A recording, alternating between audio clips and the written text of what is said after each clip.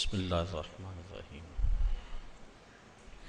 الحمد للہ رب العالمین والصلاة والسلام علی سید الانبیاء والمرسلین قال اللہ تعالی وتبارک فی القرآن المجید والفرقان الحمید بسم اللہ الرحمن الرحیم مثل الذین ينفقون اموالهم فی سبیل اللہ کمثل حبۃ انبتت سبع سنابل فی کل سنبلۃ مئۃ حبۃ واللہ یضاعف لمن یشاء واللہ واسع علیم الذین ينفقون اموالهم فی سبیل اللہ ثم لا یتبعون ما انفقوا منا ولا اذى لهم اجرهم عند ربهم ولا خوف عليهم ولا هم يحزنون قول معروف ومغفرة خير من صدقة يتبعها أذى والله غني حليم يا أيها الذين آمنوا لا تبطلوا صدقاتكم بالمن والأذى كالذي ينفق ماله رياء الناس ولا يؤمن بالله واليوم الآخر فمثله كمثل صفوان عليه تراب فأصابه وابل فتركه صلدا لا يقدرون على شيء مما كسبوا والله لا يهدي القوم الكافرين ومثل الذين ينفقون أموالهم ابتغاء مرضات الله وتثبيتا من أنفسهم كمثل جنة بربوة أصابها وابل فآتت أكلها ضعفين فإن لم يصبها وابل فطل والله بما تعملون بصير أيود أحدكم أن تكون له جنة من نخيل وأعناب تجري من تحتها الأنهار له فيها من كل الثمرات وأصابه الكبر وله ذرية ضعفاء فأصابها إعصار فيه نار فاحترقت كذلك يبين الله لكم الآيات لعلكم تتفكرون يا أيها الذين آمنوا أنفقوا من طيبات ما كسبتم ومما أخرجنا لكم من الأرض ولا تيمموا الخبيث منه تنفقون ولستم بآخذيه إلا أن تغمضوا فيه واعلموا أن الله غني حميد الشيطان يعدكم الفقر ويأمركم بالفحشاء والله يعدكم مغفرة منه وفضلا والله واسع عليم يؤتي الحكمة من يشاء ومن يؤت الحكمة فقد أوتي خيرا كثيرا وما يذكر إلا أولو الألباب وما أنفقتم من نفقة أو نذرتم من نذر فإن الله يعلمه وما للظالمين من أنصار إن تبدوا الصدقات فنعم هي وإن تخفوها وتؤتوها الفقراء فهو خير لكم ويكفر عنكم من سيئاتكم والله بما تعملون خبير ليس عليك هداهم ولكن الله يهدي من يشاء وما تنفقوا من خير فلأنفسكم وما تنفقون إلا ابتغاء وجه الله وما تنفقوا من خير يوفى إليكم وأنتم لا تظلمون للفقراء الذين أحصروا في سبيل الله لا يستطيعون ضربا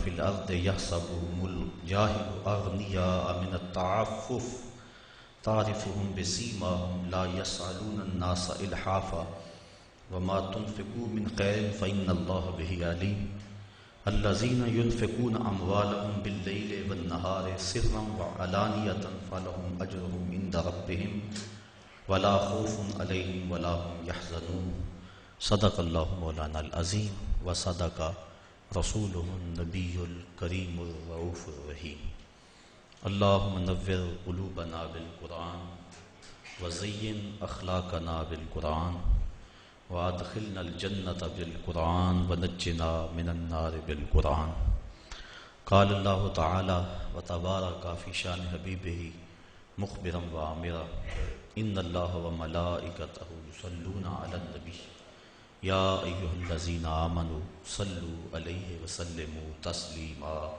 الصلاة والسلام عليك يا رسول الله وعلى آلك وأصحابك يا محبوب رب العالمين الصلاة والسلام عليك يا راحة العاشقين وعلى آلك وأصحابك يا محبوب رب العالمين۔ تمام حمد و ثنا، تعریف و توصیف اللہ جل مجدہ الکریم کی ذات پاک کے لیے، جو خالق کائنات بھی ہے اور مالک شش جہات بھی۔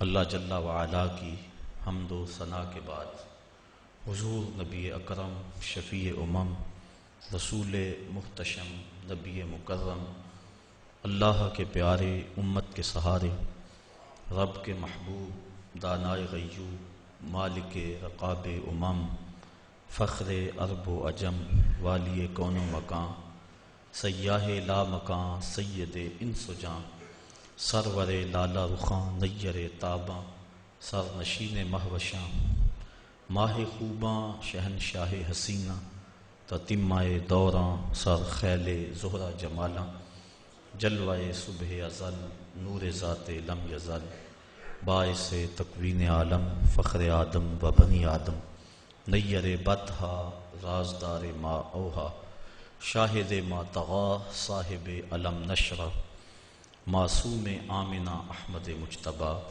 حضرت محمد مصطفیٰ صلی اللہ علیہ وسلم کے حضور ناز میں اپنی عقیدتوں ارادتوں اور محبتوں کا خراج پیش کرنے کے بعد انتہائی واجب الاحترام ذوی الاحتشام برادران اسلام، السلام علیکم ورحمۃ اللہ وبرکاتہ۔ سورۃ البقرہ سے کچھ آیات آپ کے سامنے تلاوت کرنے کا شرف حاصل کیا اور انہی کے ضمن و ذیل میں کچھ باتیں آپ کے گوش گزار کروں گا۔ اللہ تعالی جل شانہ کی بارگاہ میں بصمیم قلب دعا ہے کہ میری زبان پہ کلمۃ الحق جاری فرمائے۔ ارشاد فرمایا،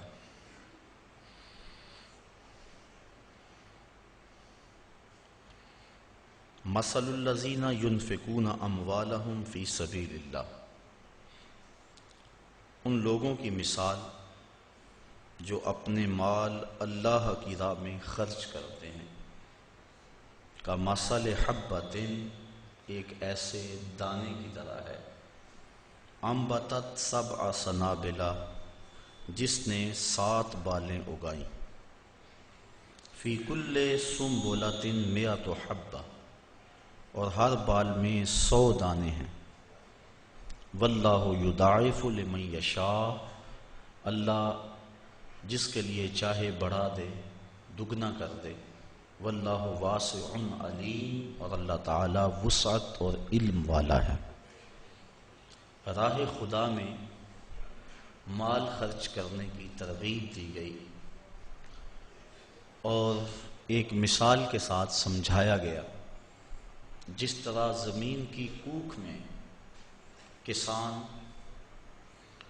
بیج رکھتا ہے، پھر اس سے 7 بالیں اگتی ہیں، اگاتا تو اللہ ہے، یہاں دانے کی طرف اگانے کی نسبت کی گئی، یہ نسبت مجازی ہے، تو ہر بال میں 100 دانے، ایک بویا 700 مل گئے۔ اسی طرح اللہ کی راہ میں ایک خیرات کرو گے، اللہ 700 عطا فرمائے، اور فرمایا اگر وہ چاہے تو اس سے بھی بڑھا دے۔ قرآن مجید نے مختلف مقامات پر راہ خدا میں خرچ کرنے کے اجر و ثواب کا تذکرہ فرمایا۔ کہیں فرمایا کہ کوئی میرے راستے میں 1 لائے گا تو میں 10 گنا دوں گا، یہاں فرمایا کہ 700 گنا، اللہ چاہے تو اس کو بھی دوہرا کر دے، اس کو بھی 2 گنا کر دے۔ اور ایک تیسرے مقام پہ فرمایا کہ اس کی راہ میں خرچ کرنے والوں کو وہ بغیر حساب کے عطا فرماتا، کہیں فرمایا 10 گنا دیتا ہے، کہیں فرمایا 700 گنا دیتا ہے، کہیں فرمایا بغیر حساب کے دیتا ہے۔ تو علماء تفسیر فرماتے ہیں جو اس کی راہ میں حساب سے دے اللہ تعالیٰ اس کو حساب سے اس کا اجر دیتا ہے، اور جو اس کے راستے میں یوں ہی بے حساب دے اللہ اسے بھی بے حساب اجر عطا فرماتا ہے۔ دوسری بات علماء فرماتے ہیں یہاں خلوص کی بات ہے کہ جتنا گڑ ڈالیں گے اتنا ہی میٹھا ہوگا، جس کا جتنا خلوص ہے اللہ اسے اتنا عطا فرمائے گا، کسی کو 10 گنا، کسی کو 700 گنا، اور جس کا خلوص بہت سارا ہے اللہ اسے بغیر حساب کے عطا فرماتا ہے۔ اور تیسرا قول مفسرین اس آیت کریمہ کی تشریح میں بیان فرماتے ہیں کہ یہ دینے والے کی کیفیت میں منحصر ہے کہ دینے والے کی کیفیت اور حیثیت کیا ہے۔ مثال کے طور پہ ایک شخص کروڑ پتی ہے، وہ راہ خدا میں ایک فقیر کو 2 روٹیاں دیتا ہے، اور ایک متوسط حیثیت کا مالک ہے وہ بھی راہ خدا میں 2 روٹیاں دیتا ہے، اور ایک جس کے پاس کل کائنات 2 روٹیاں ہیں اور کچھ ہے ہی نہیں، فقیر آ گیا اس نے بھی 2 روٹیاں دے دی، تو دی تینوں نے 2 روٹیاں، لیکن ہر ایک کی حیثیت کا فرق ہے۔ تو پہلے کو اللہ 10 گنا دیتا ہے، دوسرے کو 700 گنا دیتا ہے، اور تیسرے جس نے ساری کمائی لٹا دی اللہ اس کو بغیر حساب کے عطا فرماتا ہے۔ تو کہا جس طرح زمین میں تم کوئی بیج بو تو وہ 700 گنا اس کو اٹھاتے ہو، ایسے ہی میری راہ میں جو تم خرچ کرو گے میں 700 گنا تمہیں عطا فرماؤں گا، اور اللہ چاہے تو 2 گنا کر دیتا ہے۔ اللہ تعالیٰ جل شانہ نے یہاں راہ خدا میں خرچ کرنے کی مثال کھیتی باڑی سے دی۔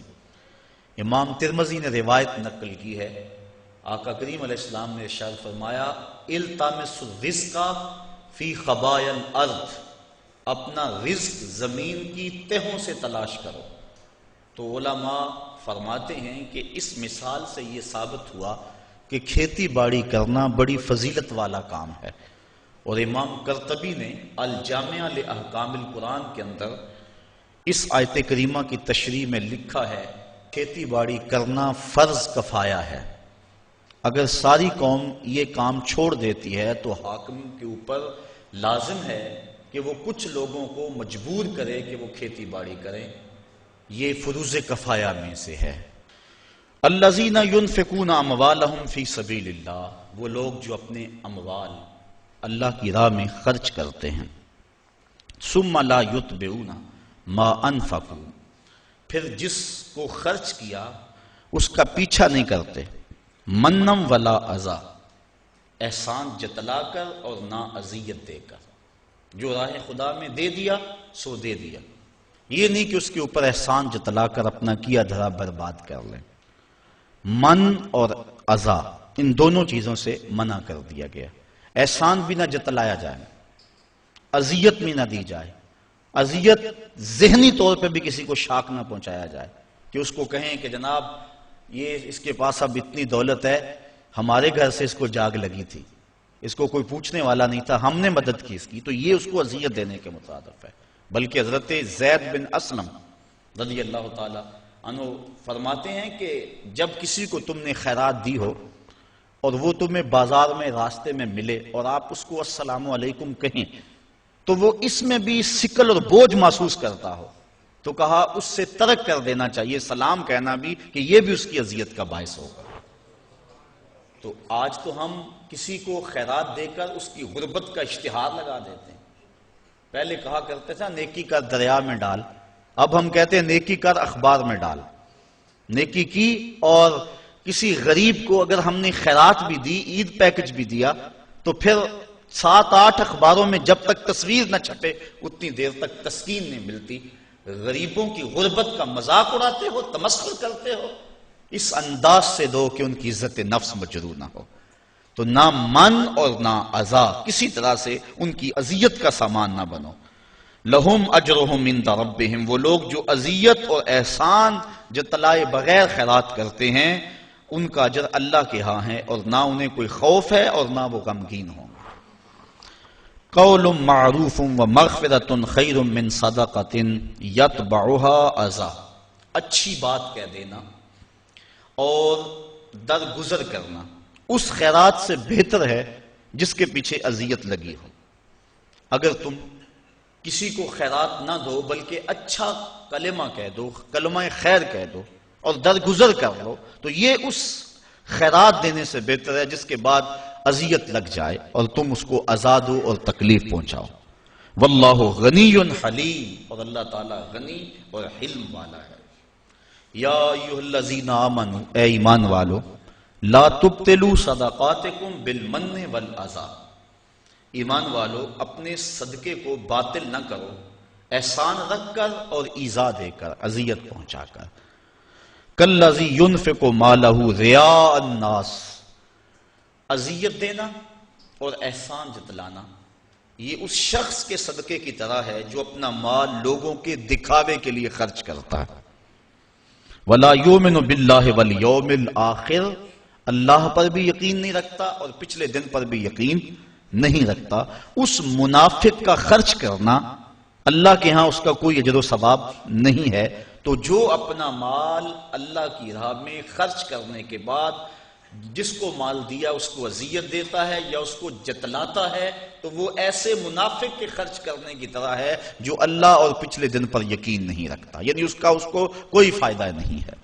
تو ریاکاری کے لیے خرچ کیا گیا مال، اس کی مثال اللہ تعالیٰ نے دی کہ فَمَثَلُهُ كَمَثَلِ صَفْوَانٍ، اس کی مثال ایک ایسے چٹیل پتھر کی طرح ہے، ایسے چٹان کی طرح ہے، علیہ تراب، جس کے اوپر مٹی پڑی ہو، فَأَصَابَهُ وَابِلٌ، تو اس پر زوردار پانی پڑے، می برسے، فَتَرَكَهُ صَلْدًا، تو اس کو بالکل چٹیل پتھر چھوڑ دے۔ اب مٹی پڑی تھی، لگتا تھا اس کے اوپر کچھ اگے گا، لیکن جب بارش پڑی تو وہ ساری مٹی اس سے اتر گئی اور بالکل پتھر کا پتھر رہ گیا اور اس کے اوپر کوئی چیز نہ رہی۔ تو جو ریاکاری کے لیے عمل کیا جاتا ہے اس کو اس مثال سے بیان کیا گیا کہ اس کی ذات پتھر کی طرح ہے اور جو عمل کیا وہ مٹی کی طرح نظر آ رہا ہے، اور کل قیامت کا دن موسلادھار بارش کی صورت میں ہے، اور اس سے وہ عمل ختم ہو جائے گا، اور جب وہ دیکھے گا تو اس کے پلے کوئی عمل نہیں ہوگا۔ جس طرح چٹیل چٹان ہے اور اس کے اوپر کچھ نہیں ہے، تو وہ اپنے نامہ اعمال کے اندر ریاکاری کے لیے جو عمل کیا گیا ہے وہ اس کو نہیں دیکھے گا، اور دیکھے گا کہ بالکل اس کا نامہ اعمال صاف پڑا ہوا ہے اور وہاں کچھ بھی موجود نہیں ہے۔ وہ گمان کرتا تھا میں نے یہ کیا یہ کیا یہ کیا، لیکن یہ بھول گیا تھا کہ سب کچھ ریاکاری کے لیے کیا، لوگوں کے دکھلاوے کے لیے کیا۔ تو کل قیامت کے دن نامہ اعمال میں وہ نیکیاں تلاش کرے گا تو وہ نیکیاں نہیں ملیں گی۔ ریاکاری کو شرک اصغر کہا گیا، کسی عمل کو شرک نہیں کہا گیا ریاکاری کے علاوہ، یہ چھوٹا شرک ہے۔ اللہ کے علاوہ کسی اور کی رضا جوئی کے لیے، کسی اور سے داد لینے کے لیے، کسی اور سے نفع حاصل کرنے کے لیے بندہ عمل کرتا ہے، تو اس کو شرک کہا گیا۔ حدیث میں آتا ہے کل قیامت کے دن ایک شہید، ایک عالم قاری اور ایک سخی، تینوں کو اللہ کی بارگاہ میں پیش کیا جائے گا اور وہ اپنے اچھے اعمال کی اللہ سے جزا چاہیں گے۔ شہید کہے گا میں نے اپنی جان جیسی متاع عزیز تیری بارگاہ میں قربان کر دی۔ اللہ تعالیٰ ارشاد فرمائے گا تو نے اس لیے جان قربان کی کہ لوگ تجھے بہادر کہیں، 100 لوگوں نے کہہ لیا میرے لیے تو نے جان قربان نہیں کی، لہٰذا میرے ہاں تیرا کوئی اجر نہیں ہے۔ پھر عالم کہے گا میں نے تیرا قرآن پڑھا، لوگوں کو سنایا، ساری زندگی خدمات دین کرتا رہا۔ اللہ تعالیٰ ارشاد فرمائے گا کہ تو نے اس لیے کیا کہ لوگ تجھے داد دیں، تیری شہرت ہو، تیری عزت بڑھے، وہ بڑھ گئی۔ دنیا نے تجھے بڑا پروٹوکول دیا، بڑا اعزاز دیا، بڑی تکریم دی، میرے لیے تو نے یہ سب کچھ نہیں کیا تھا، لہٰذا میرے ہاں تیرا کوئی اجر نہیں ہے۔ پھر اس کے بعد سخی پیش ہوگا، عرض کرے گا مالک میں نے اپنی دولت تیری بارگاہ میں پیش کر دی، دولت کا خرچ کرنا نفس پہ انتہائی شاق ہے، تو میں نے اس کو تیری راہ میں خرچ کیا، مجھے اس کا صلہ اور اس کی جزا دی جائے۔ اللہ تعالیٰ ارشاد فرمائے گا تو نے دولت اس لیے خرچ کی کہ لوگ تجھے سخی کہیں، تیری سخاوت کی دھوم مچے، تیری سخاوت کی دھوم مچ گئی، تجھے سخی کہا گیا، تو بڑا سماجی کارکن کہلایا، لیکن تو میری رضا کے لیے نہیں کیا تھا، لوگوں سے داد وصول کرنے کے لیے یہ سب کچھ کیا تھا۔ اخبار میں تیری تصویریں بھی چھپی، تجھے میڈل بھی دیے گئے، تجھے اعزاز و تکریم سے بھی نوازا گیا، تجھے سخی کہا گیا، تو نے میرے لیے یہ کچھ نہیں کیا تھا، لہٰذا میرے پاس تیرے اس عمل کی کوئی جزا نہیں ہے۔ تو اس طرح فرمایا کہ سخی بھی، شہید بھی، اور وہ قاری بھی جو اللہ کی بارگاہ میں اپنے عمل لے کے پیش ہوں گے، ان کو کوئی جزا نہیں دی جائے گی۔ مومن جو عمل کرتا ہے اس کا مقصد اللہ کی رضا ہونا چاہیے تو اجر ہے، ورنہ پانی کے اوپر لگائی گئی لکیر کی طرح کچھ بھی نہیں ہوتا، وہ عمل ضائع ہو جاتا ہے۔ تو اللہ تعالیٰ جل شانہ نے فرمایا کہ ایسے ہے اس ریاکار کی مثال جس طرح پتھر کے اوپر گرد پڑی ہو اور موسلادھار بارش برسے تو وہ گرد ختم، پتھر کا پتھر۔ اسی طرح وہ سمجھتا ہے کہ میرے نامہ اعمال میں یہ نیکی ہے، لیکن جب قیامت کا دن آئے گا تو نامہ اعمال میں کوئی نیکی موجود نہیں ہوگی، پھر ڈاڈا پچھتاوا ہوگا۔ واللہ لا یہدی القوم الکافرین، اللہ کافر قوم کو ہدایت نہیں دیتا۔ وَمَثَلُ الَّذِينَ يُنْفِقُونَ أَمْوَالَهُمُ ابْتِغَاءَ مَرْضَاتِ اللَّهِ، یہ تو ان کی مثال تھی جنہوں نے ریاکاری کے لیے مال خرچ کیا، اور یہ اس کی مثال ہے جو اپنے مال اللہ کی رضا کے لیے خرچ کرتے ہیں، مقصد رب راضی ہو جائے، مقصود یہ ہے۔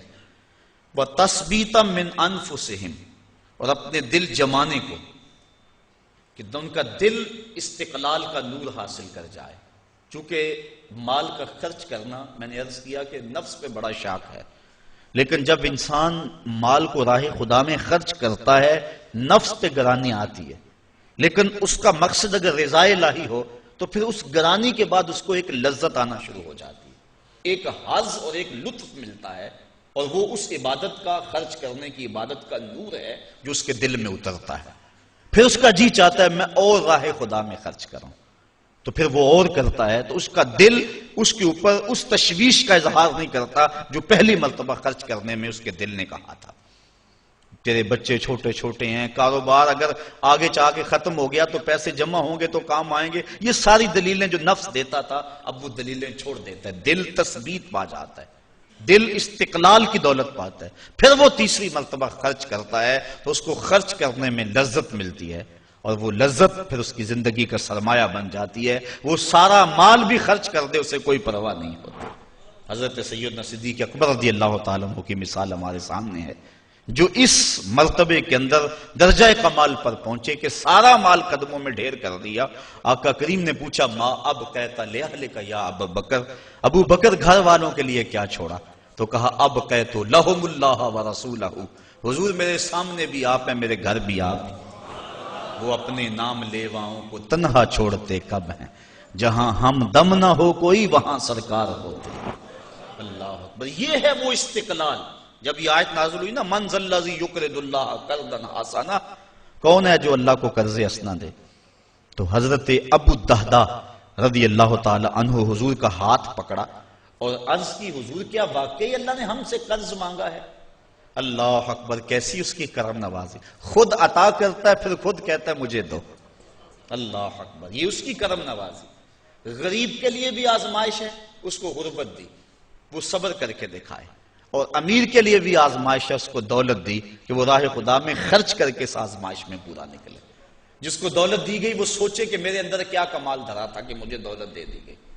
باقی جس طرح اعضائے بدنی دوسرے لوگوں کے ہیں، میرے بھی ایسے ہی ہیں، میری قسمت کے اندر یہ جو زیادہ دولت لکھ دی گئی، اور پھر مجھے کہا گیا تیرے مال میں حق ہے ان کا جو مانگنے آتے ہیں، اور ان کا بھی حق ہے جو عزت نفس کی وجہ سے مانگنے نہیں آتے، گھر کے کواڑ بند کر کے اندر ہی اللہ کی رحمتوں سے امید رکھتے ہیں اور کسی کے سامنے ہاتھ نہیں پھیلاتے، جا ان کو بھی تلاش کر، ان کی بھی جھولی بھر کے آ، جو آگے ہیں ان کو بھی دے، اور جو عزت نفس کے لیے اپنے گھر سے باہر نہیں نکلتے جا ان کو بھی جا کے دے کے آ، تیرے مال میں ان دونوں کا حق ہے، للسائل والمحروم، سائل کے لیے بھی اور محروم کے لیے بھی۔ اللہ اکبر۔ تو ابو الدہداء نے حضور کا ہاتھ پکڑا، عرض کی حضور کیا واقعی اللہ نے ہم سے قرض مانگا؟ فرمایا ہاں اللہ نے ہم سے واقعی قرض مانگا، اور یہ کہتے کہتے اپنے باغ کے قریب لے گئے۔ 700 کھجوروں کے درخت تھے ان کے باغ میں، اور کھجور کا درخت جب لگایا جائے کتنی دیر کے بعد پروان چڑھتا ہے، تو باغ کے مالک کی جان ہوتی ہے ان درختوں میں، اور درخت بھی 700، اور کل کمائی ہے بھی یہی، وہی باغ ان کا تھا، اس میں ان کی رہائش تھی، بچے بھی تھے۔ اب اس کے قریب کھڑے ہو کے عرض کی اگر واقعی اللہ نے ہم سے قرض مانگا ہے تو پھر آپ گواہ بن جائے سودے کے، یہ باغ میں نے اللہ کو قرضے میں دے دیا۔ ان کی بیوی اور ان کے بچے اس باغ میں رہائش پذیر تھے اور کوئی ان کا سرمایہ نہیں تھا. تو اب وہ باغ کے اندر نہیں جا رہے، اس باغ کے کنارے کھڑے ہو کے کہتے ہیں یا ام الدہدا اخرجی، اے دہدا کی امی بچوں کو لے کر جلدی جلدی باہر آ جاؤ، یہ باغ اب ہمارا نہیں رہا، یہ ہم نے اللہ کو قرضے میں دے دیا. اس پاک باز نیک سیرت خاتون نے یہ نہیں کہا کہ ابو دہدا آگے ہم کس مکان میں جائیں گے، آگے کوئی انتظام کیا ہے، بلکہ اس نے جلدی جلدی اپنا سامان سمیٹا، بچوں کو لیا، باغ سے باہر آئی اور پھر کہتی ہے رابحہ بیعو کا یا ابا دہدا، اے دہدا کہ ابو تو نے بڑا نفع والا سودا کر لیا، تو نے بڑے نفع والا سودا کر لیا ہے. یہ وہ تھے جو حضور کی درسگاہ کے طالب علم تھے. تو راہ خدا میں خرچ کرنے سے دل کو تکلیف نہیں ہوتی، دل کو تشویش نہیں ہوتی، بلکہ دل قرار پاتا ہے. تو جب خدا کی راہ میں خرچ کر کے دل کو تشویش پہنچے تو سمجھو دل کو استقلال کی دولت نہیں ملی. اور جب راہ خدا میں خرچ کر کے سکون کے قافلے اترنے شروع ہو جائیں اور روح رقص کرنے لگے اور باطن میں کیفیات اور نور و نکھت کی بارش ہونے لگے تو سمجھ لو کہ میری خیرات میرے مالک نے قبول فرما لی اور یہ میں نے خالص اس کی رضا کے لیے ایسا کیا تھا. تو کہا کہ وہ لوگ جو اپنے مال اللہ کی رضا کے لیے وَتَثْبِيتًا مِّنْ أَنفُسِهِمْ اور اپنے دل کے استقلال کے لیے، اپنے دل کو ثابت کرنے کے لیے، جمانے کے لیے خرچ کرتے ہیں، کَمَثَلِ جَنَّةٍ، اس خرچ کرنے کی مثال ایسے باغ کی طرح ہے بِرَبْوَةٍ جو اونچی جگہ پر ہے، أَصَابَهَا وَابِلٌ جس کو موسلا دار بارش پڑی، اونچی جگہ پہ محلے وقوع اور بارش بھی موسلا دار، فَآتَتْ أُكُلَهَا ضِعْفَيْنِ تو اس کا پھل پھر دگنا آئے گا. اس کی مثال جس نے تثبیت قلب کے لیے اور اللہ کی رضا کے لیے مال خرچ کیا. فَإِن لَّمْ يُصِبْهَا اگر اس کو وہ موسلادھار بارش نہ بھی پہنچے، فَطَلٌ تو اوس کا پڑنا، شبنم کے قطروں کا گرنا ہی اس کے پھل لانے کے لیے کافی ہوگا. کیونکہ وہ ایسے پوائنٹ پہ باغ اگا ہوا ہے، ایسی اونچی جگہ پہ اگا ہوا ہے، وہ بھی اس کے لیے کافی ہو جائے گا. واللہ بما تعملون بصیر اور جو تم عمل کرتے ہو اللہ اسے دیکھ رہا ہے، اسے پتا ہے کون کس نیت سے اس کی راہ میں پیش کر رہا ہے. آیا ود احدکم ان تکون له جنۃ من نخیل وعناب تجری من تحتها الانہار. اب پھر اس کی مثال پیش کی جانے لگی ہے جو ریاکاری کے لیے اپنے عمل کو، اپنے مال کو پیش کرتا ہے، مال بھی ہاتھ سے گوایا اور فائدہ بھی کچھ نہ کیا. اس کی مثال دی، کیا تم میں سے کوئی یہ پسند کرتا ہے؟ یہ استفہام انکاری ہے، یعنی کوئی پسند نہیں کرتا.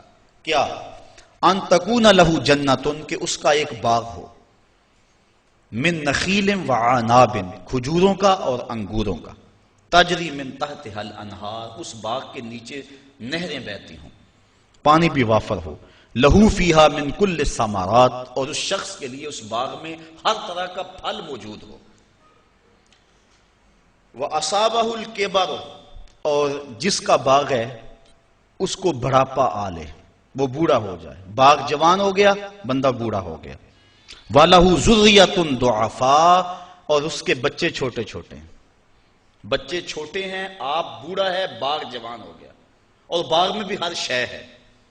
پھر کیا ہوا؟ فَأَصَابَهَا عِصَارٌ تو اس باغ میں ایک ہوا کا بگھولا داخل ہوا، فیہ نار جس بگھولے میں آگ تھی، فاحترقت تو وہ باغ جل گیا. بندہ بوڑھا ہے، بچے چھوٹے ہیں، باغ پروان چڑھا ہوا تھا اور ایسی آگ آئی کہ باغ جل گیا. بتائیے اس شخص کی حالت کیا ہوگی؟ بوڑھا ہے، آگے باغ لگا نہیں سکتا، بچے کام اٹھا نہیں سکتے، باغ زندگی بھر کی کمائی تھی وہ جل گیا، اسے آسرا تھا اس باغ پر. بتاؤ اس کی کیا کیفیت ہوگی؟ کہا ایسے ہی جو شخص ریاکاری کے لیے مال خرچ کرتا ہے وہ سمجھتا ہے میرے نیکیوں کا باغ ہے، کل قیامت کے دن ملے گا، لیکن جب اس دن دیکھے گا تو وہ باغ جلا ہوا ہے. تو جس طرح اس شخص کی حالت ہوتی ہے اللہ نے مثال سے سمجھایا کہ اس کی حالت وہ ہوگی کہ میں نے ریاکاری کے لیے مال خرچ کیا اور مجھے اس کا کوئی صلہ بھی نہ ملا. کذالک یبین اللہ لکم الآیات لعلکم تتفکرون. اللہ تعالیٰ اسی لیے اپنی نشانیاں بیان کرتا ہے تمہارے لیے تاکہ تم غور و فکر کرو. ایک درہم بھی خرچ کرنے لگو تو دیکھو کہ دل میں ریا تو نہیں آ رہی. بڑی محنت سے پیسہ کمایا جاتا ہے، خون اور پسینے کی کمائی ہوتی ہے اور اس کو یوں ہی نہ اڑا دو. بلکہ تم نے مال جیسی متاع وارنی ہے اس کے راستے میں، تو پہلے اپنے دل کو مخلص کر لو، خلوص کے ساتھ 1 درہم بھی دو گے تو اللہ وہ بھی قبول فرمانے والا ہے۔ اس لیے ایسا نہ ہو کہ تم سب کچھ برباد کر بیٹھو۔ یا ایھا الذین آمنوا، اب پہلی بات یہ ہے کہ خلوص سے خرچ کیا جائے۔ ان آیات کے اندر ریا سے بچنے، من و اذا سے بچنے، یعنی نہ دکھلاوے کے لیے عمل کرے، راہ خدا میں خرچ کرے، نہ احسان جتلانے کے لیے خرچ کرے، اور نہ ہی خرچ کرنے کے بعد جس کو دیا اس کو کوئی کسی قسم کی اذیت پہنچائے، ذہنی اذیت بھی اس کو نہ دے۔ اور اب جو خرچ کر رہا ہے یہ اگر کیفیات ہو گئی تو اب خرچ کر رہا ہے تو خرچ کرے کون سا؟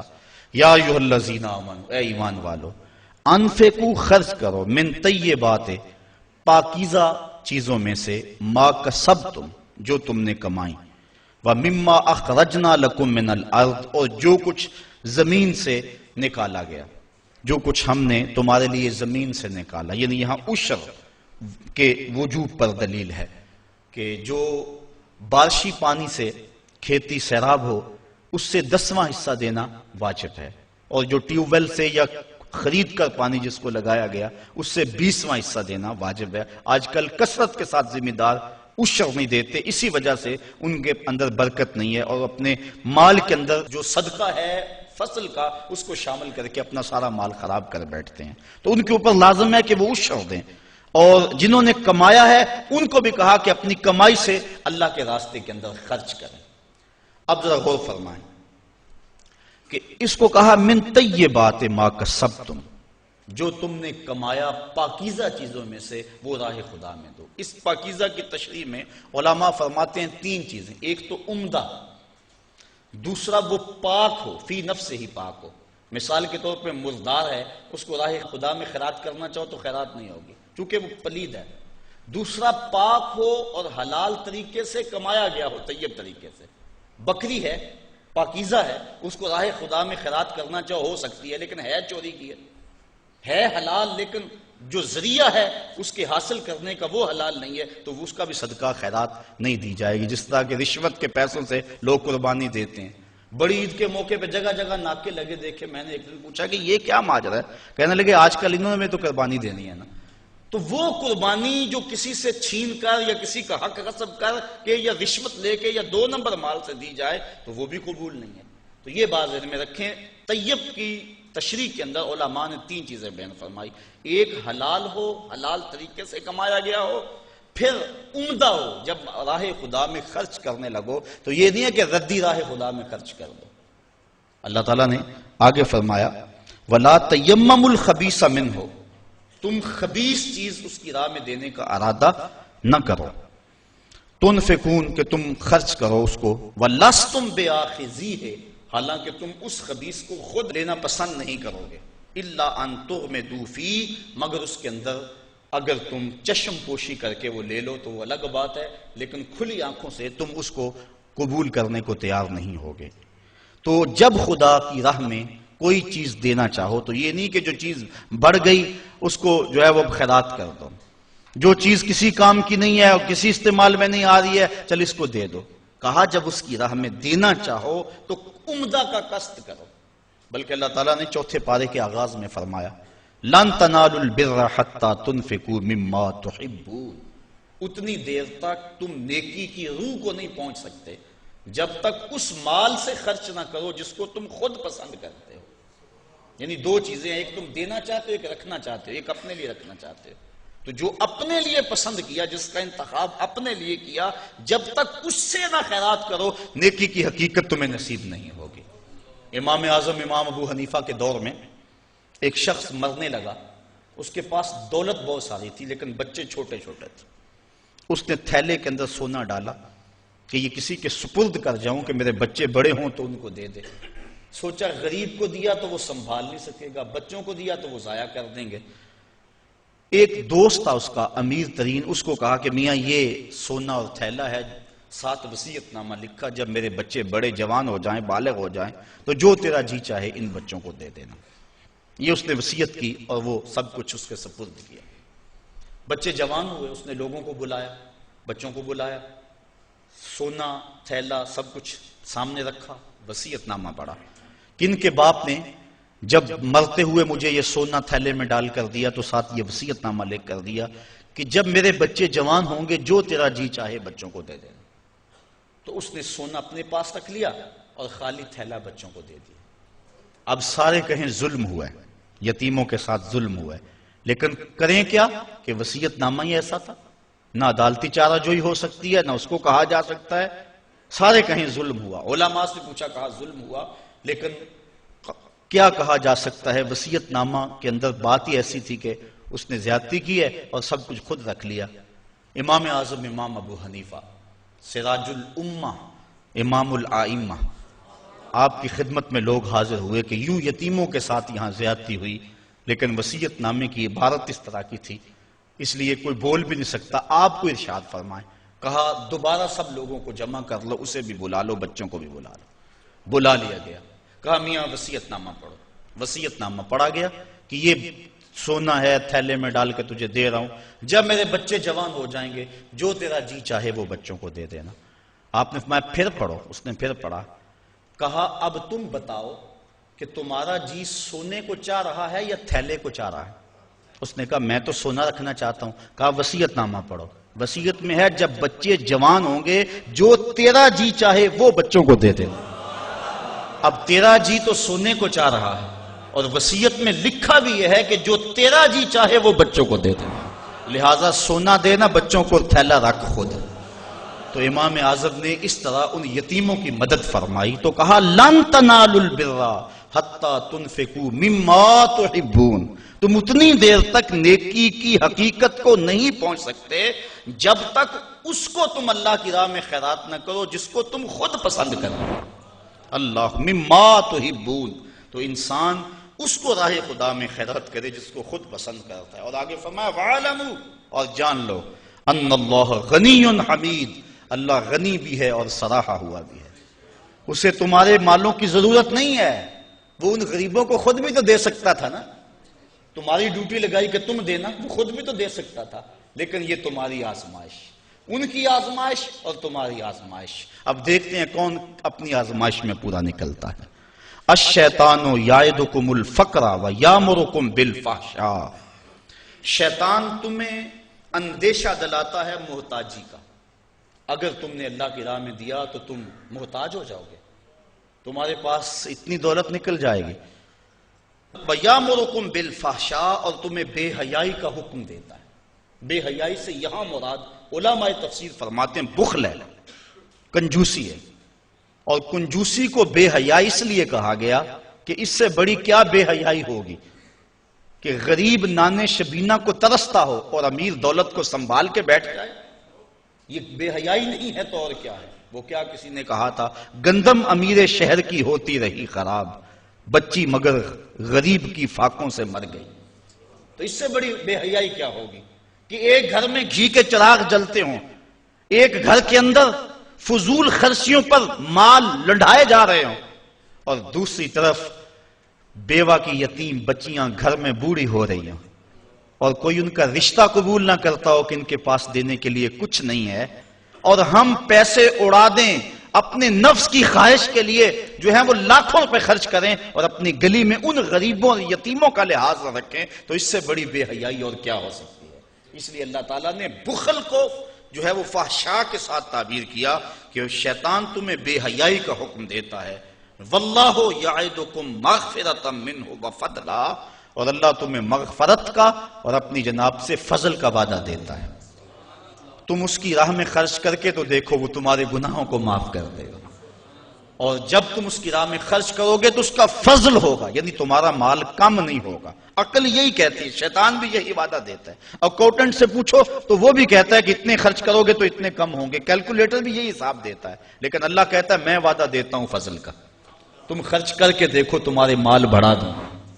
اور میں ایک مثال دیا کرتا ہوں، پرانے دور میں یہ ہم نے بھی دیکھا ہوا دور کہ کنووں سے پانی نکال کر کھیتوں کو ہم سیراب کیا کرتے تھے، پھر دیکھتے دیکھتے ٹیوب ویل آ گئے تو ان سے پانی ہم اپنے کھیتوں کو دینے لگے. وہ جو کنویں تھے ان کو باقاعدہ بند نہیں کیا، لیکن اب کہیں کوئی پرانا کنواں ہو تو وہاں جا کر دیکھو، ایک تو پانی بہت نیچے جا چکا ہے، دوسرا ڈول ڈال کر نکالو گے تو گندا ہو چکا ہے، سونگو گے تو بدبودار ہو چکا ہے. پانی وافر تھا، شفاف تھا، کثیر تھا، پاکیزہ تھا، لیکن اب وہی پانی نیچے بھی چلا گیا، نہ اس کی فراوانی رہی، نہ اس کی تازگی رہی، نہ اس کا وہ شفاف پن رہا. کیوں؟ اس لیے کہ جب وہ کنواں اپنا فیض باہر دیتا تھا نیچے سے سوتے پھوٹتے تھے. جتنا لٹاتا تھا اللہ اور دے دیتا تھا. جب اس نے باہر دینا چھوڑ دیا اللہ نے اس کو عطا کرنا چھوڑ دیا. اس لیے اس کی راہ میں دیتے جاؤ گے اللہ خزانوں کے منہ تمہارے لیے کھول دے گا. تمہارے مال میں خدا کی راہ میں دینے سے کبھی کمی نہیں آئے گی. اگر کسی کا مال کم ہوا ہے، کاروبار لوگوں کے دیکھیں، ہم نے بڑے بڑے کاروبار ہوتے ہیں بعد میں ختم ہو جاتے ہیں. تلک الایام نداولها بین الناس، دن پلٹتے رہتے ہیں، آج اور کل کیفیت اور. اس کی وجہ یہ نہیں ہے کہ اس نے راہ خدا میں لٹایا تو اس لیے ایسا ہوا، اس کی وجہ اور ہے. اس لیے راہ خدا میں جتنا مرضی مال دو گے کم نہیں ہوگا، بلکہ اللہ تعالیٰ وعدہ دیتا ہے کہ تم اس کے راہ میں دو گے تمہارا مال بھی بڑھا دوں گا اور تمہاری بخشش بھی فرما دوں گا. اللہ اکبر. یؤتی الحکمت من یشاء. یہ ساتھ ہی ذکر تھا مال کے خرچ کرنے کا، یہاں ذکر حکمت کا کر دیا. وہ جسے چاہے حکمت دے دیتا ہے. مطلب کیا؟ راہ خدا میں خرچ کرنے کا جذبہ، یہ بڑی دانائی کی بات ہے. وَمَن يُؤْتَ الْحِكْمَةَ فَقَدْ أُوتِيَ خَيْرًا كَثِيرًا. اور جس کو حکمت دی گئی اس کو بہت ساری بھلائی دی گئی. وَمَا يَذَّكَّرُ إِلَّا أُولُو الْأَلْبَابِ. اور نہیں نصیحت پکڑتے مگر عقل والے. بے وقوف نصیحتیں نہیں پکڑتے، عقل والے نصیحتیں پکڑتے ہیں. وَمَا أَنفَقْتُم مِّن نَفَقَةٍ أَوْ نَذَرْتُم مِّن نَذْرٍ. اور جو تم خرچ کرو یا کوئی نظر مانو، بے شک اللہ فَإِنَّ اللَّهَ يَعْلَمُهُ، بے شک اللہ اسے جانتا ہے. وَمَا لِلظَّالِمِينَ مِنْ أَنصَارٍ. اور ظالموں کا کوئی مددگار نہیں ہے. إِن تُبْدُوا الصَّدَقَاتِ فَنِعِمَّا هِيَ. اگر تم صدقے ظاہر کرو تو اللہ اسے جانتا ہے. فَنِعِمَّا هِيَ، تو وہ تمہارے لیے بہتر ہیں. وَإِن تُخْفُوهَا، اگر تم انہیں چھپا لو. وَتُؤْتُوهَا الْفُقَرَاءَ، اور غریبوں کو فقراء کو دو. فَهُوَ خَيْرٌ لَكُمْ، تو وہ بھی تمہارے لیے بہتر ہے. یعنی اگر تم صدقوں کو ظاہر کر کے دو تو یہ بھی بہتر، اگر چھپا کے دو تو یہ بھی بہتر. امام غازی تفسیر کبیر کے اندر اسی آیت کریمہ کے تحت 5-6 چیزیں بیان فرمائی کہ صدقہ کب چھپا کے دینا چاہیے اور کب ظاہر دینا چاہیے. گفتگو وہ لمبی ہے، میں ایک بات عرض کروں کہ اجازت چاہوں گا اور بات آگے بڑھاؤں گا. 2 طرح سے جو ہے وہ صدقہ دیا جاتا ہے، ظاہر اور پوشیدہ. اور اس میں اگر کسی شخص کو آپ دے رہے ہیں، کسی ذات کو دے رہے ہیں، تو پھر اس وقت مستحب اور بہتر یہ ہے کہ آپ چھپا کے دیں. کسی کی مدد ذاتی طور پہ کر رہے ہیں، غریب ہے، بیوہ ہے، یتیم ہے، تو پھر اس کی غربت کا اشتہار نہ لگائیں. پھر بہتر ہے کہ چھپ کے دیں. اور آقا کریم نے فرمایا 7 اشخاص قیامت کے دن اللہ کے عرش کا ٹھنڈا سایہ پائیں گے جب کوئی سایہ نہیں ہوگا. ان میں ایک شخص یہ فرمایا وَرَجُلٌ تصدق بصدقۃ فاخفاها حتی لا تعلم شمالہ ما تنفق یمینہ. وہ آدمی جس نے تنہائی میں صدقہ دیا اور اتنا خفیہ دیا کہ جو دائیں ہاتھ نے کیا وہ بائیں کو خبر نہ ہو.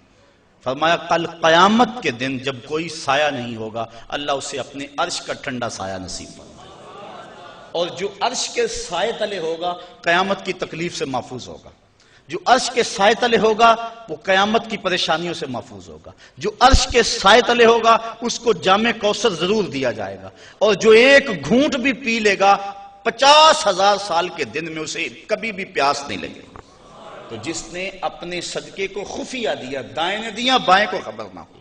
اللہ اکبر. بلکہ علماء اس کی تشریح میں لکھتے ہیں کہ جس کو صدقہ دیا جا رہا ہے بہتر ہے کہ اس کو بھی خبر نہ ہو. اس انداز سے اس کے گھر میں پھینک آؤ کہ اسے بھی پتا نہ ہو کہ میرے اوپر کون مہربانی کر گیا. اللہ اکبر. اگر ایسا ہو تو یہ انتہائی خفیہ حالت ہے. اللہ اکبر اللہ اکبر. تو کہا کہ اگر تم صدقہ خفیہ دو تو وہ بھی تمہارے لیے بہتر ہے، اور اگر تم ظاہر دو تو ظاہر دینا کس وقت مستحب ہے جس میں کسی شخص کی ذات کا معاملہ نہ ہو. مثال کے طور پہ مسجد کے لیے فنڈ مانگا جا رہا ہے، دارالعلوم کے لیے مانگا جا رہا ہے، کسی ہاسپٹل کے لیے مانگا جا رہا ہے، کسی اور رفاہی کام کے لیے مانگا جا رہا ہے. لہٰذا وہاں آپ اس نیت سے کہ اگر میں اٹھ کے اعلان کروں گا تو میرے دیکھا دیکھی کئی اعلان کریں گے، لہٰذا مدد ہو جائے گی.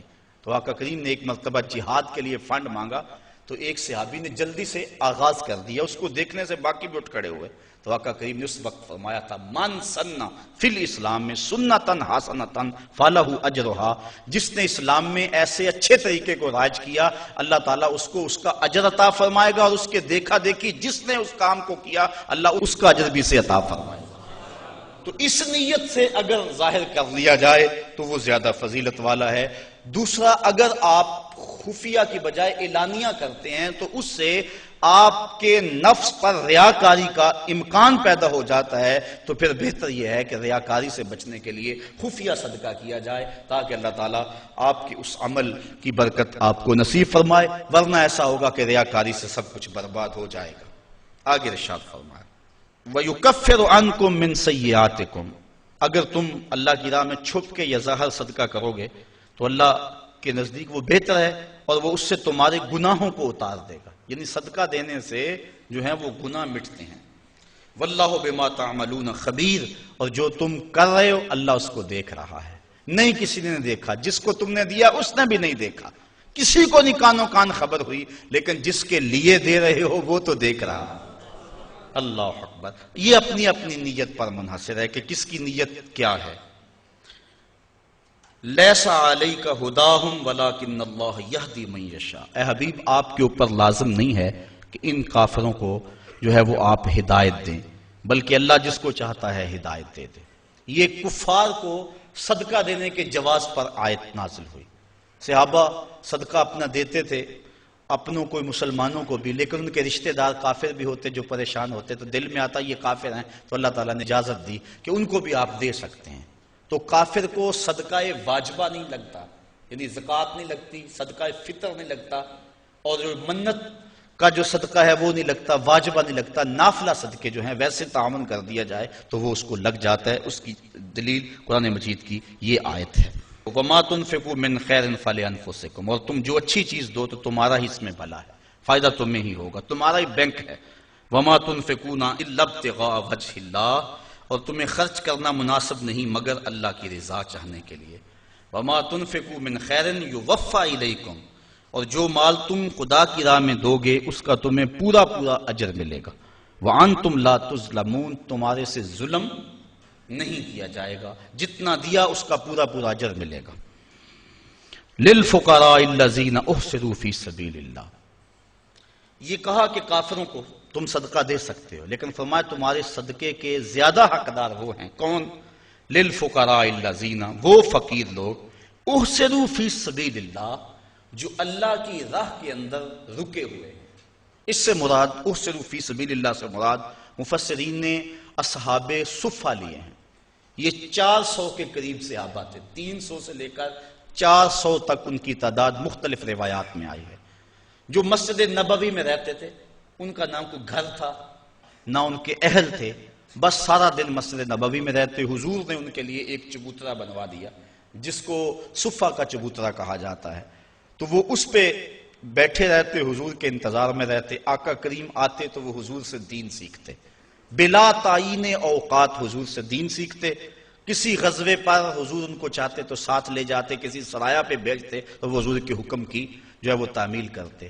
زیادہ کوشش کرتے کہ وہ لکڑیاں اکٹھی کر کے ان کو بیچ کر اپنے پیٹ کا گزارا کرتے، لیکن مصروفیت چونکہ تعلیم دین میں تھی تو وہ کمائی نہیں کر سکتے تھے۔ اللہ تعالیٰ جل شانہ نے یہاں باقاعدہ یہ بات ارشاد فرما دی، لا یستطیعون ضربا فی الارض، وہ زمین پر چل نہیں سکتے، یعنی باقاعدہ وہ کاروبار نہیں کر سکتے کیونکہ وہ دین کے علم کے لیے رکے ہوئے ہیں۔ کہا تمہارے صدقے کے زیادہ حقدار یہ طلباء ہیں، دین والے لوگ جو اپنا سب کچھ چھوڑ کے دین سیکھ رہے ہیں۔ یحسبہم الجاہل اغنیاء من التعفف، سوال نہ کرنے کی وجہ سے اس کو ناواقف آدمی سمجھتے ہیں یہ تو بڑے ٹھیک ٹھاک ہیں، یہ تو غنی ہیں، چونکہ ہر بندہ اندر نہیں جھانک سکتا۔ وہ کیا کسی نے کہا تھا نا، ہستی پلکوں کے نیچے غم بھی پلتے ہیں، ہستی پلکوں کے نیچے غم بھی پلتے ہیں، مگر کون دیکھتا ہے اتنی گہرائی میں۔ تو وہ بظاہر ان کے چہرے مورے ایسے ہیں کہ لگتا یہ ہے کہ یہ بڑے ٹھیک ٹھاک ہیں، ضرورت ہی نہیں ہے، لیکن مالداروں کے اوپر لازم ہے کہ ان کو بھی تلاش کریں جو مانگتے نہیں، اور ان کے گھر جا کے ان کی اعانت کر کے آئیں۔ اللہ نے اپنے محبوب سے مخاطب کر کے کہا تعرفہم بسیماہم، محبوب تو ان کی پیشانیوں سے پہچان لیتا، لوگ نہ جانے تجھے تو پتا ہے نا۔ حضرت ابو ہریرہ رضی اللہ تعالیٰ عنہ باہر آ کے بیٹھ گئے، کہتے مجھے بھوک بڑی لگی ہوئی تھی اور اتنی بھوک کہ گزارا نہیں ہو رہا تھا، بیٹھا نہیں جا رہا تھا۔ میں نے کہا کوئی آدمی گزرتا میرے چہرے کو دیکھ کے پہچان لے گا۔ پھر ایک صحابی آئے، میں نے ان سے ایک مسئلہ پوچھا، وہ مسئلہ بتا کے چلے گئے۔ دوسرے آئے، میں نے قرآن کی آیت کے بارے میں پوچھا، وہ بتا کے چلے گئے۔ پھر دل و قلب و نگاہ کے مرشد اولین آ گئے۔ میں نے حضور سے مسئلہ پوچھا، حضور نے کہا ابو ہریرہ بھوک لگی ہوئی ہے؟ میں نے کہا ہاں حضور بھوک لگی ہوئی ہے۔ پوچھا مسئلہ؟ آقا کریم میں بھوک لگی ہے؟ ہاں حضور بھوک لگی ہے۔ مسئلہ ہی یہی تھا؟ کہتے ہیں آ جاؤ میرے ساتھ آ جاؤ۔ پھر وہ روایت آپ علماء سے سنی کہ حضور اندر چلے گئے، اجازت دی۔ حضرت ابو ہریرہ فرماتے ہیں میں دیکھا دودھ کا ایک پیالہ پڑا، کہا ابو ہریرہ جاؤ جو صفہ پہ بیٹھے ان کو بھی بلا لاؤ۔ میں سوچا وہ تو 70 ہیں اور دودھ کا پیالہ ایک، لیکن حضور کا حکم تھا، میں بلا لایا، کہا اب ان کو پلاؤ۔ کہا پریشان تھا لیکن جب پہلے نے پیا ایک قطرہ بھی کم نہ ہوا۔ میں سمجھ گیا حوض کوثر کی نہروں سے کنیکشن جڑ گیا ہے۔ کہا کہ ان سب کو پلاؤ، کہا ایک نے پیا پھر دوسرے نے پیا، 70 آدمی دودھ پی گئے۔ اللہ اعلیٰ حضرت فرماتے ہیں ہاں جناب ابو ہریرہ کیسا تھا وہ جام شیر جس سے 70 صاحبوں کا دودھ سے منہ بھر گیا۔ اللہ اکبر۔ کہتے ہیں پھر حضور نے مجھے پلایا، کہا اور پیو اور پیو، حتیٰ کہ میں سراب ہوا، حضور اب نہیں پیا چاہتا۔ پھر آقا کریم کو پیالہ لیا۔ استاذ المکرم فرمایا کرتے تھے یہ تو دیکھتے ہو کہ ایک دودھ کا پیالہ 70 کے لیے کافی ہو گیا، یہ بھی تو دیکھو کونین کا سردار اور 70 کا جوٹا پی رہا، اس پہلو پہ بھی ذرا نظر جائے۔ اللہ اکبر۔ تو کہا محبوب تم تو جانتے ہو ان کے چہروں سے، اللہ اکبر، کہ وہ لوگوں سے سوال نہیں کرتے، لا یسألون الناس الحافا، وہ لوگوں سے لپٹ کر سوال نہیں کرتے، بڑے خوددار ہوتے ہیں۔ عموماً ایسے لوگوں کی تلاش بڑی ضروری ہے کہ جو لوگوں سے سوال نہیں کرتے، ورنہ ہم نے دیکھا ہے کہ جو لوگ مانگنے والے ہیں، سوال کرنے والے ہیں، وہ تو لاکھوں روپے جمع کر لیتے ہیں، اور جو بیچارے عزت نفس کا لحاظ رکھنے والے ہوتے ہیں ان تک کوئی بھی نہیں پہنچتا۔ آپ دیکھ لیں اپنے معاشرے کے اندر سروے کر کے دیکھ لیں، یہ ہماری ذمہ داری ہے محروم تک بھی پہنچنا اور سائل تک بھی پہنچنا۔ اور یہ بات ذہن میں رکھیں کہ سوال کرنا یہ مومن کی شان نہیں ہے، بلکہ حضرت سیدنا صدیق اکبر جا رہے تھے تو آپ کا کوڑا گر گیا، گھوڑے سے اترے اور نیچے سے اٹھایا اور پھر بیٹھے۔ خادم نے عرض کی حضور آپ فرما دیتے میں اٹھا کے دے دیتا۔ کہا حضور نے سوال کرنے سے منع کیا، اس لیے میں نہیں سوال کرنے کی ہمت رکھتا۔ یہاں تک جو ہے وہ ہمارے جو ہے وہ اسلاف جو بزرگ جو ہیں صحابہ اس کا خیال رکھتے تھے۔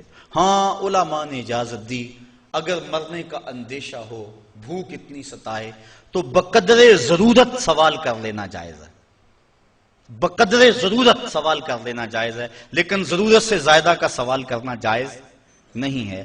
آقا کریم نے فرمایا کہ جو ضرورت سے زیادہ سوال کرنے والے ہیں ان کے بارے فرمایا یہ جہنم کے انگارے ہیں، اب اس کی مرضی ہے تھوڑے اکٹھے کر لے یا زیادہ اکٹھے کر لے۔ جو مال بڑھانے کے لیے فرمایا سوال کرتا ہے وہ جہنم کے انگارے اکٹھے کر رہا ہے، چاہے تھوڑے کر لے چاہے وہ زیادہ کر لے۔ اس لیے غربت اگر مل جائے اس کی آزمائش میں پورا اترنا چاہیے اور اپنی عزت نفس کو مجروح نہیں ہونے دینا چاہیے۔ وَمَا تُنْفِقُوا مِنْ خَيْرٍ فَإِنَّ اللَّهَ بِهِ عَلِيمٌ، اور جو تم خیرات کرو اللہ اسے خوب جانتا ہے۔ الَّذِينَ يُنْفِقُونَ أَمْوَالَهُمْ بِاللَّيْلِ وَالنَّهَارِ سِرًّا وَعَلَانِيَةً فَلَهُمْ أَجْرُهُمْ عِنْدَ رَبِّهِمْ وَلَا خَوْفٌ عَلَيْهِمْ وَلَا هُمْ يَحْزَنُونَ، اور وہ لوگ جو اپنے مال خیرات کرتے ہیں رات میں دن میں چھپ کر اور ظاہر، اللہ تعالیٰ جل شانہ کے ہاں ان کا اجر ہے اور نہ خوف ہے اور نہ وہ غم زدہ ہوں گے۔ حضرت علی المرتضیٰ کے پاس 4 درہم تھے، جب آپ نے یہ پڑھا کہ وہ رات کو کرتے ہیں دن کو کرتے ہیں چھپ کے کرتے ہیں ظاہر کرتے ہیں، آپ نے 1 درہم دن کو خیرات کیا، 1 رات کو کیا، 1 چھپ کر کیا، 1 ظاہر کیا۔ کہا کہ ساروں میں میرا نام آ جائے، چھپ کر خیرات کرنے والوں میں بھی میرا نام آ جائے، ظاہر خیرات کرنے والوں میں بھی میرا نام آ جائے، دن میں خیرات کرنے والوں میں بھی میرا نام آ جائے، رات میں خیرات کرنے والوں میں بھی میرا نام آ جائے۔ اللہ اکبر کہا، ان کا اجر ان کے رب کے ہاں ہے، ولا خوف علیہم ولا ہم یحزنون، اور اللہ تعالیٰ جل شانہ ان کو یہ اجر دے گا کہ نہ ان پر کوئی خوف اور نہ ان پر کوئی غم ہوگا، قیامت کے دن وہ امن اور طمانینت میں ہوں گے۔ اللہ تعالیٰ جل شانہ کی بارگاہ میں یہ دعا کرنی چاہیے، اللہ ہمیں رزق حلال اور رزق وسیع عطا فرمائے اور پھر اس کو اس کے راستے میں لٹانے کی توفیق دے دے۔ اور اگر غربت پہنچی ہے تو یہ بھی آزمائش ہے، اس غربت میں اپنی غربت کو تماشا بنانے سے ہم گریز کریں اور اس غربت میں صبر کریں۔ مومن جب کسی تکلیف میں صبر کرتا ہے، فرمایا اگر اس کے پاؤں میں کانٹا بھی چبھے اور اس پر جو تکلیف ہوتی ہے اس پر صبر کرے تو اللہ اس کے بدلے اسے جنت عطا فرمائے۔ اس لیے اگر غربت ہے تو پھر بھی کہیں مالک تیرا کرم، جس حالت میں ہوں میرے نیچے بھی تو کئی لوگ ہیں، اور اگر اللہ نے دولت دی ہے تو سمجھیں کہ آج کرم نوازی ہے میرے اوپر، کل کا پتہ نہیں، راہ خدا میں جتنی لٹائی جا سکتی ہے لٹا دو، تو اللہ تعالیٰ اس کی برکتیں نصیب فرمائے گا۔ مال کی گردش ہوتی رہے تو مال بڑھتا رہتا ہے، جو مال رک جائے ٹھہر جائے وہ اس متعفن پانی کی طرح ہو جاتا ہے۔ اللہ اپنی راہ میں خرچ کرنے کی توفیق عطا فرمائے۔